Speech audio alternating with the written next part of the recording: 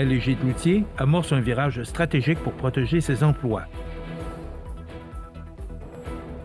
La MRC de Lillet presse Québec et Ottawa d'agir en immigration. Montmagny se prépare à une tempête de plaisir avec la bourrasque.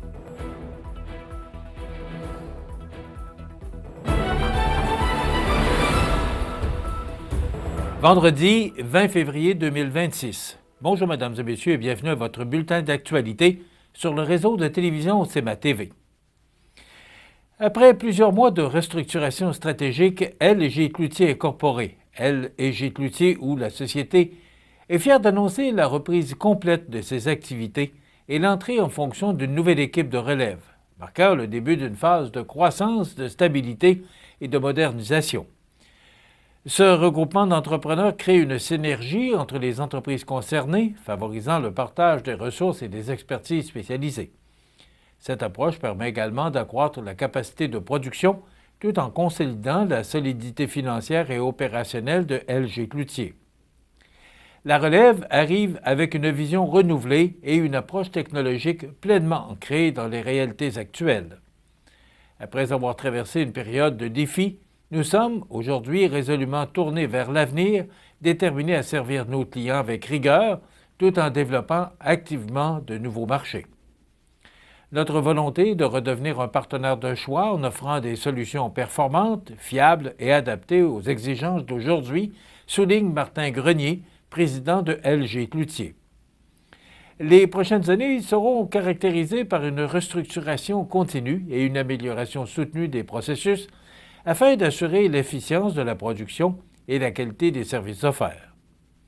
LG Cloutier prévoit également accélérer sa croissance dans plusieurs secteurs stratégiques, dont les marchés industriels, technologiques, médicaux, aéronautiques, de l'énergie, de la défense et du transport. La nouvelle génération à la tête de LG Cloutier est composée de Valérie Rancourt-Grenier, de Sébastien Rancourt-Grenier et de Maxime Rancourt-Grenier, enfant du président. Cette relève incarne la continuité naturelle de l'entreprise familiale et s'implique activement dans la gestion quotidienne et la modernisation des pratiques en misant sur la technologie, la rigueur opérationnelle et l'innovation en ressources humaines. Ils sont accompagnés de Charles Quirion et de Frédéric Gagné, entrepreneurs issus des milieux industriels et financiers et déjà engagés dans les opérations de production et de gestion. Leur rapport en expertise financière, technique et en développement des affaires vient renforcer la structure et accélérer la relance de l'entreprise. Fondée en 1979 par la famille Cloutier, LG Cloutier fabrique principalement des moules et fournit des équipements spécialisés pour différents secteurs industriels. Depuis 2007, les activités touchent de nombreux secteurs, dont l'aéronautique et le médical. Aujourd'hui, LG Cloutier mise sur l'innovation, la robotisation, l'optimisation des processus et le développement des ressources humaines pour poursuivre sa croissance et renforcer sa compétitivité. La MRC de Lillet se joint officiellement au mouvement des Cœurs bleus lancé par l'Union des municipalités du Québec afin d'afficher son appui aux personnes immigrantes établies sur son territoire et de réclamer des mesures urgentes en matière d'immigration. Dans une résolution claire, la MRC demande des ajustements rapides à la suite des changements apportés au programme de l'expérience québécoise, le PEC, ainsi qu'au programme des travailleurs étrangers temporaires. Comme plusieurs régions du Québec, Lillet doit composer avec des défis démographiques importants et une rareté persistante de la main-d'œuvre.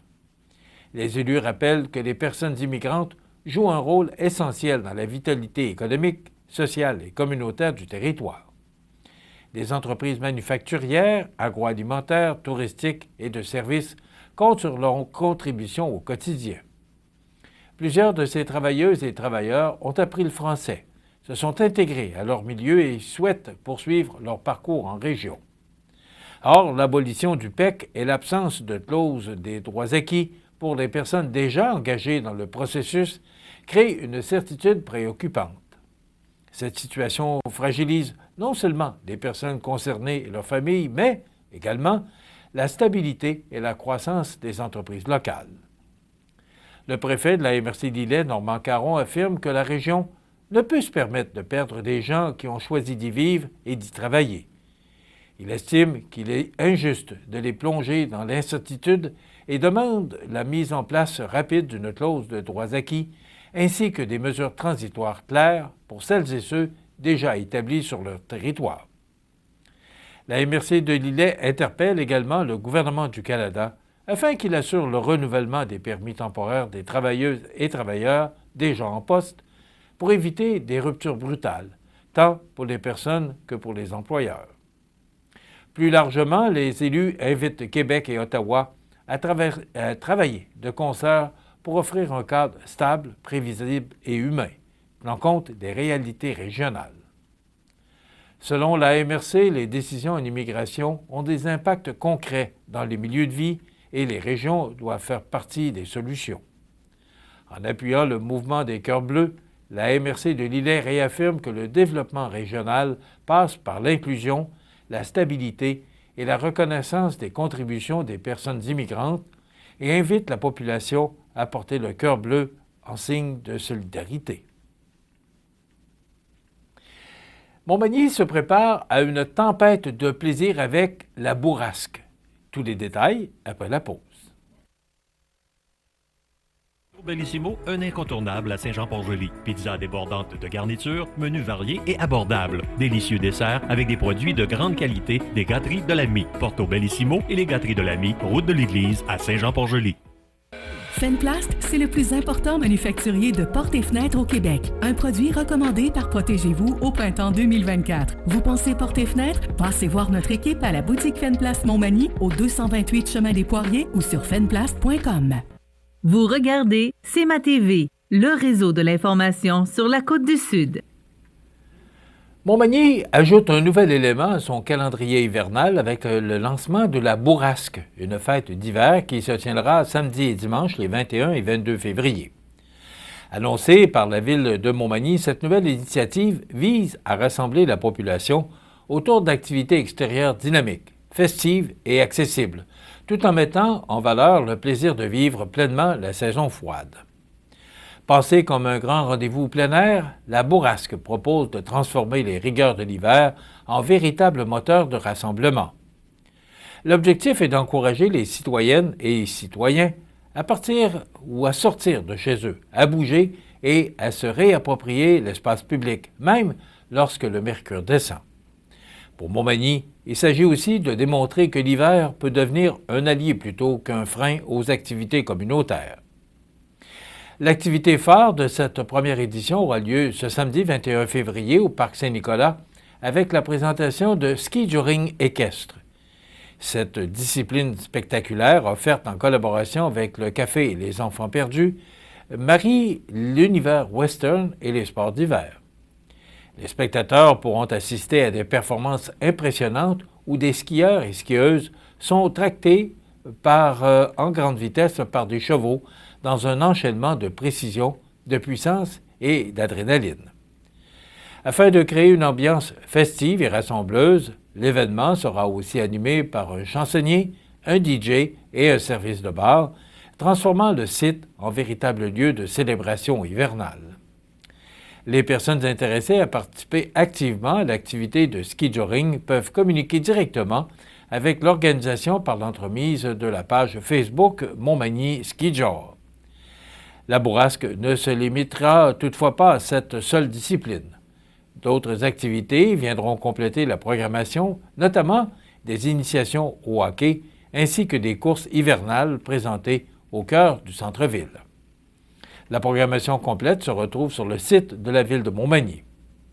Inclusive et ouverte à tous, cette nouvelle fête d'hiver s'adresse autant aux amateurs de sport qu'aux familles et aux curieux, à la recherche d'une ambiance festive.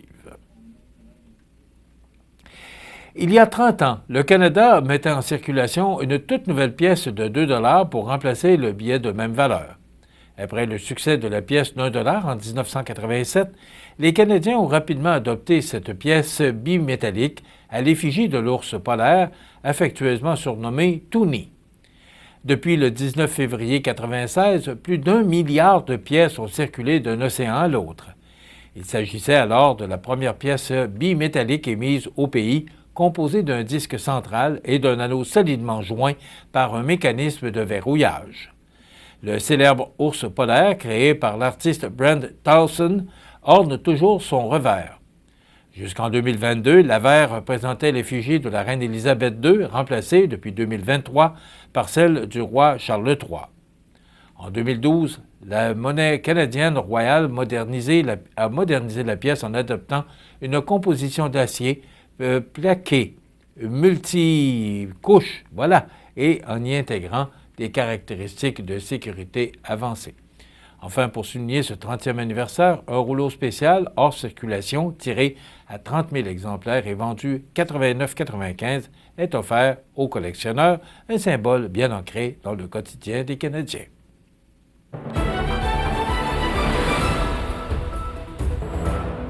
Au sport, dans la Ligue de hockey junior 3A, l'Everest de la Côte-du-Sud disputait qu'un seul match lors de la dernière fin de semaine en visitant les Braves de Valleyfield. La formation sud-côtoise s'est inclinée par la marque de 5-3. Avec ce résultat, l'Everest restait malgré tout au 5e rang avec 49 points et une avance de 2 points sur les Braves de Valleyfield.